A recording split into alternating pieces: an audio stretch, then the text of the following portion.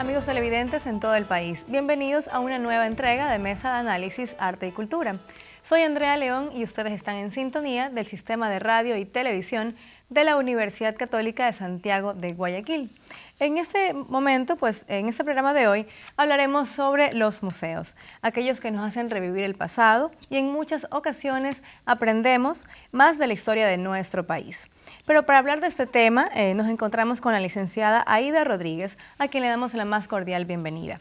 Antes de iniciar la entrevista, vamos a ver el siguiente reportaje.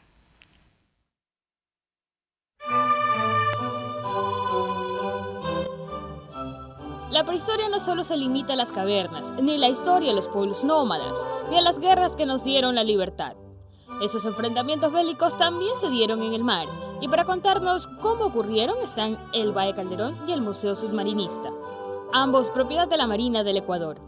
Las caras marítimas, los cañones y hasta los camastros donde durmieron nuestros héroes se exhiben de lunes a domingo. Por otro lado, tenemos al Museo Antropológico y de Arte Contemporáneo, que cuentan con una exposición abierta desde el año 2006 y que muestra los 10.000 años del antiguo Ecuador, una colección arqueológica de la costa ecuatoriana.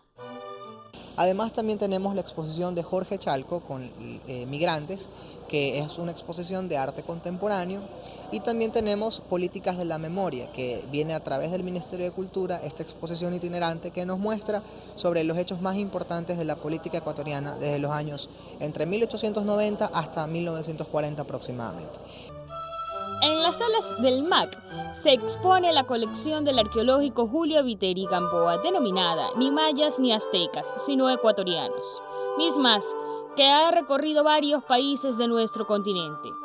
También se puede apreciar las piezas que conforman la colección Mandrágora de Alberto Santoro. Todas estas reliquias se lograron recolectar en el año 75 tras la compra de 29 piezas que en principio pertenecieron al coleccionista Miguel Warner y quien se las vendió al artista Miguel Rendón. Ahora estamos en la temporada baja de colegios, ¿no? Por lo que están en vacaciones, pero nuestras temporadas altas siempre son desde los meses de marzo hasta diciembre, ¿no? Sin embargo, nosotros todo el año manejamos, si no son instituciones educativas, universidades, institutos de arte, de danza, de música. Además también tenemos una programación cultural que va desde el mes de enero hasta el mes de diciembre de cada año, en la cual se desarrollan talleres, películas, todo tipo de actividades culturales. El Museo Naim Isaías también cumple su papel de resguardar la historia de nuestro país y fomentar el conocimiento de nuestra cultura. En sus salas encontramos todo sobre la llegada de los españoles y el Guayaquil antiguo. Son muestras que usted está obligado a visitar y lo puede hacer de 9 a 5 de la tarde. Qué interesante observar la variedad en este caso de estos museos. Se mencionó un poco de lo naval, pero también se habló de muestras arqueológicas, que es por lo general con lo que se relacionan mucho los museos, ¿no? Uno piensa que un museo va a haber muestras arqueológicas y cosas de la historia, etc. Pero vamos a basarnos un poco en los museos navales, que justamente usted es la indicada para hablar de este tema. Y bueno, ¿qué sería, qué encierra un museo naval para que la gente conozca? Bueno, antes que nada agradecer muchísimo la invitación que nos ha hecho. Realmente para nosotros es un placer estar aquí. Bueno, los museos navales realmente pues encierran todo lo que tiene que ver sobre la historia, la evolución de la Marina de Guerra ecuatoriana, los hechos más trascendentales que han ocurrido en nuestro país. Conserva, preserva y difunde el patrimonio marítimo y naval del Ecuador.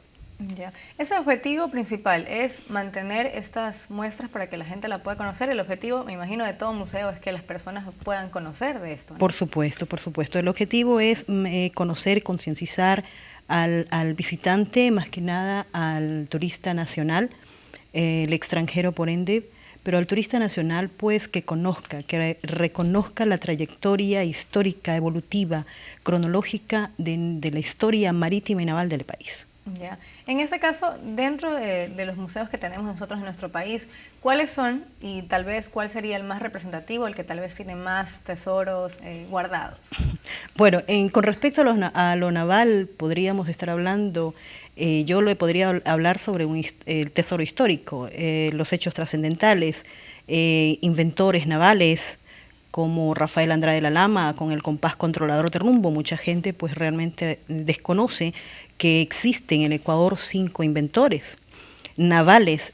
La trayectoria histórica que tuvo el cañonero Calderón, que a pesar de ser un buque de 1884, representó al país en el combate naval de Jambelí. Bueno, digo representó, pero en este caso pues se enfrentó a un buque mucho más poderoso, 3 veces mucho más grande que él.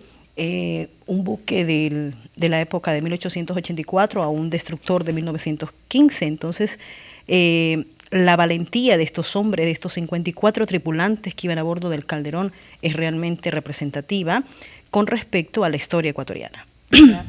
Justamente ese tipo de museos, ¿qué pueden guardar? ¿Objetos pequeños? ¿Se puede ingresar a un barco, a un buque? Claro, el cañonero Calderón es el buque.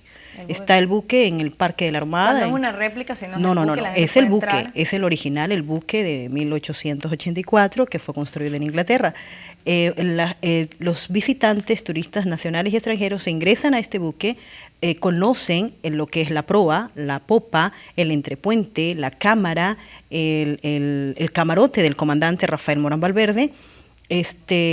Suben a las cubiertas, ven los cañones, o sea, es el buque que estuvo y que enfrentó en el 25 de julio de 1941. Entonces nos acerca mucho más, no solamente estando de observadores atrás de una vitrina, sino pues llegar ahí mismo, ¿no? Al lugar. Por supuesto. Hay también como ese buque, hay también otros que se exhiben, que tienen su historia. Bueno, también. Tenemos, entre los museos navales, podríamos hablar, hay una historia naval al aire libre, que es el Museo del Fortín del Santana, dentro del edificio de la Gobernación, que es un edificio representativo, históricamente hablando. Está el Museo Naval Almirante Juan Illingworth, que sí da unos hechos o sea, muestra cronológicamente la evolución histórica de la Marina de Guerra ecuatoriana. Empezamos desde la época, la Sala 1, por ejemplo, desde la época colonial, con la balsa Manteño Huancavilca, nuestros primeros navegantes, o sea, desde ahí parte el origen de la navegación ecuatoriana. Y va cronológicamente con la segunda sala, que es la sala Orígenes Navales, que habla sobre épocas muy importantes, sobre la independencia de la Gran Colombia hasta llegar a la República. La sala 3 es llamada la Armada de la Transición. Esta sala es como entrar al buque, al submarino, al hipopótamo. El hipopótamo fue el inventor de José Rodríguez Lavandera, que es el primer submarino construido en América del Sur. También se puede ingresar. Por supuesto, si usted ingresa a la sala 3 del Illingworth, del Museo Illingworth, es como que usted ingresara a este submarino. Al hipopótamo. Una idea realmente clara de lo que era, ¿no? También. Por supuesto, sí. Qué interesante también saber, porque, bueno, existen museos como los que se mencionaron en el reportaje que son, que guardan estas reliquias, dependiendo de qué tipo de museos son. Pero la importancia, ¿en qué radica la importancia principal? Mantener esos tesoros para que la gente los observe. Aparte de eso, algo importante porque una ciudad sin museos, ¿qué es? Sin museos en general, ¿no? Así es. Bueno, los museos yo creo que en la trayectoria de la experiencia que tengo, realmente yo me he dado cuenta de que las agencias de turismo como que buscan más enseñar al turista las áreas libres, ¿verdad? Pero dentro de nuestros museos, hablando en general, tanto navales como arqueológicos del MAC, hay mucha historia de la ciudad, hay mucha historia. La ciudad no solamente los monumentos, la gobernación, el edificio, sí, son edificios importantísimos, bellos, ¿no? Pero dentro de estos museos hay historia cultural que el turista nacional y extranjero tiene que conocerla. Y puede abarcar mucho más de lo que realmente puede dar un city tour, ¿no? Entonces, es importante tal vez se nota que un poco más vea. de interés en ocasiones, y también pasa si vamos a otro país, de los extranjeros que llegan acá, visitan estos museos y están interesados, pero tal vez, o qué tal la acogida de los ecuatorianos, de los guayaquileños en este caso, o de las personas que estamos en la costa para visitar este tipo de museos. Bueno, dentro de nuestros museos navales sí hay bastante acogida, ¿no? Más que nada nosotros trabajamos también con su dirección de estudio, donde tenemos nosotros este aval para poder hacer que los niños de las escuelas, de acuerdo obviamente a las edades y a los niveles, visiten nuestros museos. O sea, esto ya es un plan que se realiza y que se lo hace todos los años. Por eso nuestros museos tienen bastante acogida, ¿no? Tenemos aproximadamente de 10.000 a 11.000 visitantes por año. Y con respecto a la difusión, ¿realmente amerita una difusión o los museos llaman a la gente por sí solos? Yo creo que depende de la institución que los rige. Los museos llaman por sí solo al visitante, sí, es muy cierto, pero sí necesitan una manito de la administración. Es importante también estar actualizados con la tecnología, eso es muy importante. Mantener un museo cuesta mucho. El mantenimiento también. El mantenimiento de las piezas, de los objetos, es realmente costoso. Más que nada cuando se le da el aval histórico, que no tiene precio. Claro, porque hay que cuidarlo mucho más con el tiempo. Así los es. Valores son sí, mucho y realmente mayores. estamos en un clima bastante variado. En ese aspecto también no nos facilita mucho la preservación de los objetos, pero con el personal profesional que tiene el museo, pues sí se logra. Así es. Para ello.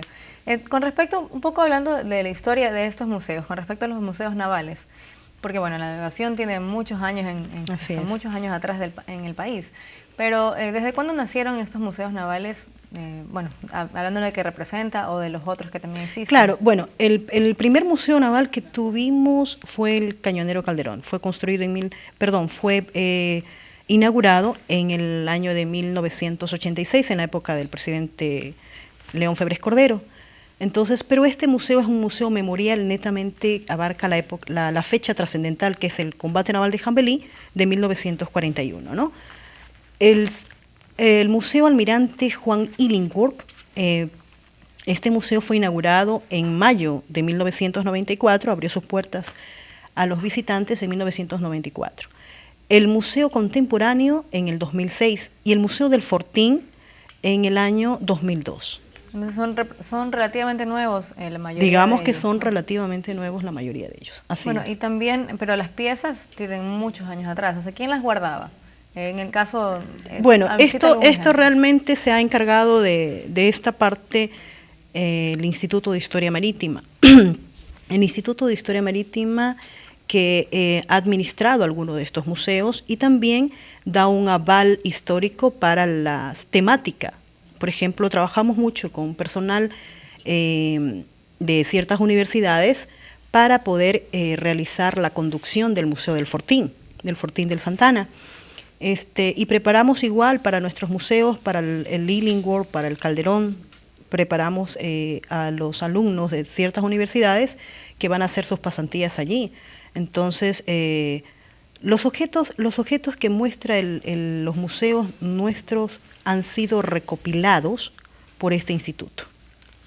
Ah, ya, perfecto. Bueno, realmente vamos a seguir hablando sobre ese mismo tema que está muy interesante acerca de los museos navales en el siguiente bloque. Esto es Mesa de Análisis y siga con nosotros que regresamos enseguida.